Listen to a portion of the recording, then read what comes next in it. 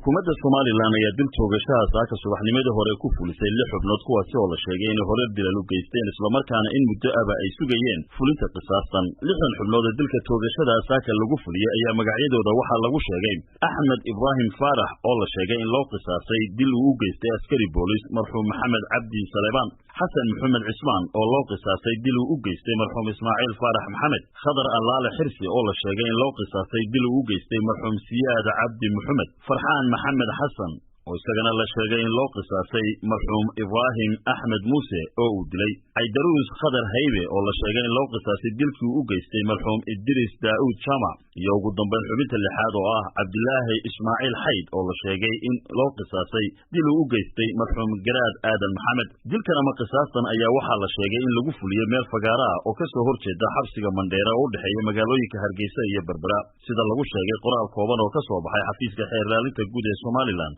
oo ku saxeexnaa xeerlaaliyaha guud ee Soomaaliland Xasan Axmed. Dhinaca kale, warar ay si hoose u heshay idaacadda VOA ayaa waxa ay sheegayaan in 6 xubnood ee saaka dilka toogashada lagu fuliyay in laba ka mid ay dilal ka geysteen magaalooyinka Burco iyo Laascaanood, kuwaasi oo la sheegay in mid ka mid uu nin garsoore ku joogtay magaalada Laascaanood iyadoo ninka kalena uu ku dilay askari booliis guri ku yaalay magaalada Burco. Inta badan Soomaaliland ayaa waxa la sheegaa inay jiraan dad fara badan oo maxkamaduhu ay u dhameeyeen baaritaanadoodii isla markaana dilal lagu xukumay balse fulintoodu ay muddo dhaaftay. Khadar Maxamed Cakuule, VOA,